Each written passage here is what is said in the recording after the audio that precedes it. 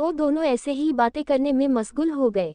अन दोनों को ही पता नहीं था कि कोई अन दोनों को अपनी जानलेवा नज़रों से देख रहा था। अब आगे यूं ही कुछ देर बातें करने के बाद आलिया को अपने सर पर तेज दर्द महसूस होने लगा था, जिस वजह से उसका कासिम के साथ बैठना मुश्किल हो गया था। इसलिए उसने जल्दी से कासिम से इजाज़त ली और सीधा अपने कमरे में चली गई। उसके जाते ही कोने में बैठे सफ़ेद बिल्ले की नज़र एकटक कासिम को देखने लगी। उस बिल्ले के आंखों में खून उतर आया था। कासिम इस सबसे अनजान अपने होठों पर हंसी और चेहरे पर खुशी लेके वहां से दूसरी तरफ चला गया था। कासिम की पूरी फैमिली लंदन में रहती थी। वो अपने माता पिता का इकलौता बेटा था। उसकी 2 बहनें थीं जिनकी ऑलरेडी शादी हो चुकी थी। वही कासिम की उम्र अभी 24 साल की थी। वो अपनी पढ़ाई खत्म करके लंदन में ही एक सरकारी नौकरी कर रहा था। क्योंकि उनकी फैमिली बहुत सालों से लंदन में रह रही थी, इसलिए उन्हें लंदन की सिटीजनशिप मिल गई थी। नीमरा की शादी में उसके पूरे फैमिली का इंडिया आने का खास मकसद यही था कि वो कासिम के लिए एक अच्छी लड़की अपने बिरादरी में ही ढूंढ रहे थे। अब जब कासिम को पहले ही आलिया पसंद आ गई थी, इसलिए कासिम बहुत खुश था। अगर वो अपने घर पर आलिया की बात करेगा तो उसकी फैमिली उसका रिश्ता आलिया के साथ कर देंगे।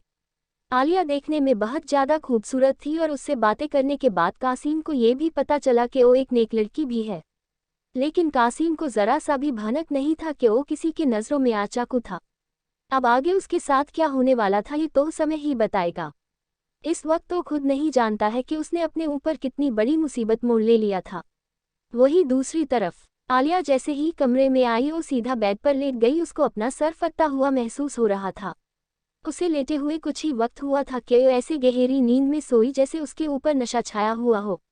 वही आलिया ने इस बार भी एक सपना देखा। उस सपने में आलिया एक बेहद खूबसूरत सेब के बगीचे में खड़ी हुई थी और उससे कुछ दूर वही इंसान खड़ा हुआ था जिसको उसने अपने पहले सपनों में देखा था।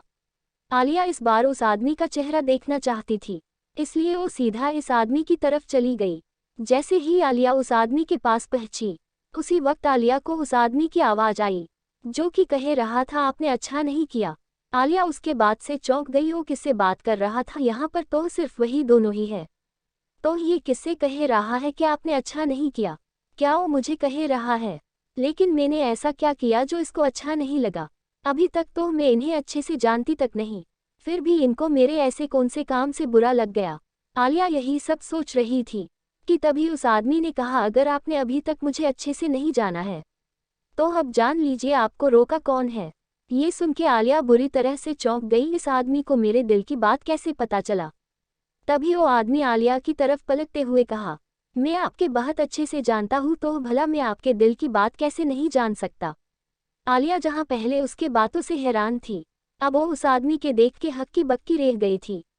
उसके मुंह से बेतहासा निकल गया, कितने खूबसूरत है आप।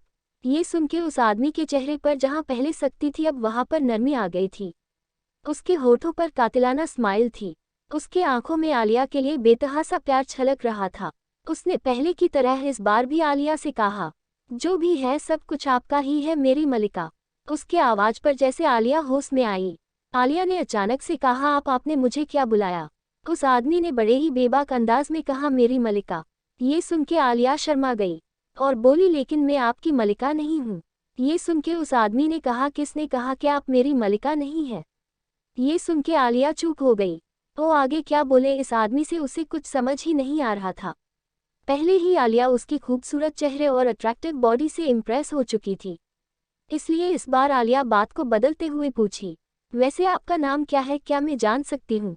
ये सुन के उस आदमी के होठों पर बहुत दिलकश मुस्कान आ गई।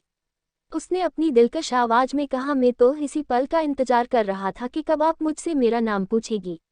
आलिया ने कहा, हाँ तो बताइए। उस आदमी ने हल्की स्माइल के साथ कहा, जी इस नाचीज को हामिद कहते हैं। आलिया ने उस नामा को दोहराते हुए कहा, हामिद, आपका नाम सच में बहुत प्यारा है। ये सुन के हामिद ने कहा, लेकिन आपसे कम ही है। ये सुन के आलिया हंस पड़ी। फिर आलिया ने दोबारा से हामिद से पूछा, क्या ये सेब का बगीचा आपका है? ये सुन के हामिद ने कहा, जी हाँ ये मेरा बगीचा है।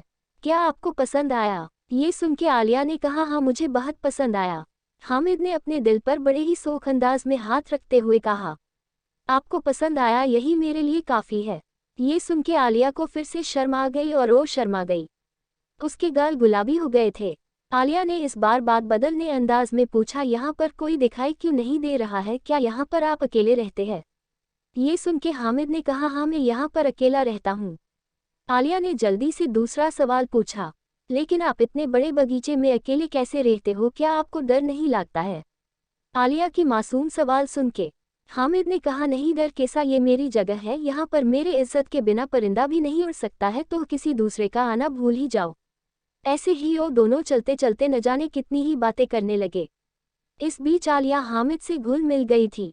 वो हामिद के साथ इस तरह से बात कर रही थी जैसे हामिद उसका कोई दोस्त हो। तभी अचानक से हामिद ने आलिया की कलाई को प्यार से थाम लिया।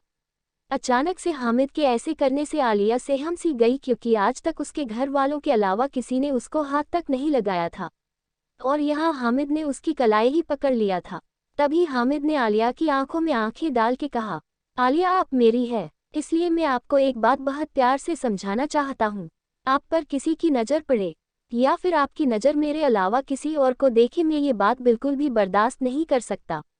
इसलिए आज आप जिस तरह से उस लड़के के साथ बैठ के बातें कर रही थी, ये मुझे बिल्कुल भी अच्छा नहीं लगा। मैं पहले आपसे नाराज था, लेकिन क्योंकि आप मुझसे मिलने इतनी दूर से आई थी इसलिए मैंने आपको माफ़ कर दिया।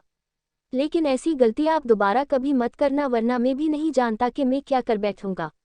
आलिया तो अचानक से हामिद के मुंह से ये सारी बातें सुन के हैरान थी। ये आदमी क्या बोल रहा था? मैं कब उसकी हो गई? ये कब हुआ? और ये मुझे पता कैसे नहीं चला? आलिया हामिद को कुछ पूछने ही वाली थी कि तभी आलिया की नज़रों के सामने वही सफ़ेद धुंध चारों तरफ छा गई और हामिद उस धुंध में आलिया को दिखाई देना बंद हो गया।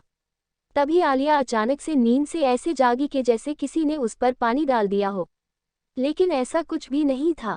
उल्टा वहां पर साहिला और आमिना खड़ी हुई थी, जो कि आलिया को नीचे बुलाने आई थी। साहिला और आमिना तो आलिया को देख के हैरान थे, क्योंकि इस वक्त आलिया बिल्कुल पसीने से भीगी हुई थी। वो जोर जोर से सांसें लेती हुई हाँफ रही थी, फिर वो इधर उधर कुछ ढूंढ भी रही थी। वही आलिया जो कि इस वक्त हामिद को ही ढूंढ रही थी, अचानक से अपने सामने साहिला और आमिना को देख के वो कुछ समझ नहीं पा रही थी कि ये सब क्या हो रहा था उसके साथ। क्या वो सब सपने में देख रही थी? अगर वो सब एक सपना था तो वो सब इतना सच क्यों लग रहा था? जैसे वो सपना नहीं बल्कि हकीकत में आलिया उस जगह मौजूद थी और हामिद भी जैसे वहां पर ही हो। तभी आमिना ने आलिया से कहा, आलिया जल्दी से फ्रेश हो जाओ, उन्हें नीचे जाना है। नीचे शादी की कपड़े सब चुन रहे हैं, इसलिए अम्मी ने तुम्हें भी बुलाया है ताकि तुम भी अपने लिए शादी का सामान ले लो। कपड़े, शादी की सामान, ये सब सुन के जैसे आलिया अपना सपना ही भूल गई और वो खुशी खुशी जंप मार के वॉशरूम भाग गई, जल्द से जल्द रेडी होने। वही साहिला और आमिना दोनों ही हैरान होकर देख रही थी। कुछ देर पहले जिस लड़की की हालत बिल्कुल भी ठीक नहीं था, पसीने से भीगी हुई थी, शायद कोई बुरा सपना देखा हो, लेकिन जैसे ही कपड़े और बाकी सामान के बारे में सुना तो उसकी तबीयत बिल्कुल ठीक हो गई। दोनों ही हैरानी से आलिया को देख रही थी। वही आलिया के बैग के नीचे अंधेरे में दो सब वजह आंखें चमक रही थी। हेलो दोस्तों, यहाँ पर आप सबके लिए मेरा एक मैसेज है। मैं पहले पॉकेट एफएम पर स्टोरी लिखती थी, वहाँ पर राइटर को किसी तरह की कोई भी बेनिफिट नहीं मिलती है, इसलिए मैं उस प्लेटफॉर्म को छोड़ के अपना खुद का यूट्यूब चैनल बनाया है। यहाँ पर मैं हर दिन अपनी खुद की लिखी कहानी अपलोड करती हूँ, जहाँ पर आप सबको फ्री और पूरी कहानी सुनने के लिए मिलेगी। आपको इसके लिए कोई भी राशि देनी नहीं पड़ेगी। अगर आप सब मुझे सपोर्ट कर सकते हैं मेरे इस चैनल को सब्सक्राइब करके, इसलिए मेरी यही रिक्वेस्ट है। अगर आप सब डेली पॉकेट एफएम जैसी कहानी सुनना चाहते हैं तो मेरी इस चैनल को सब्सक्राइब कीजिए। Thank you all. और अगर आपको कुछ भी कहने हैं मुझसे तो आप सब कमेंट्स करके मुझे बता सकते हैं।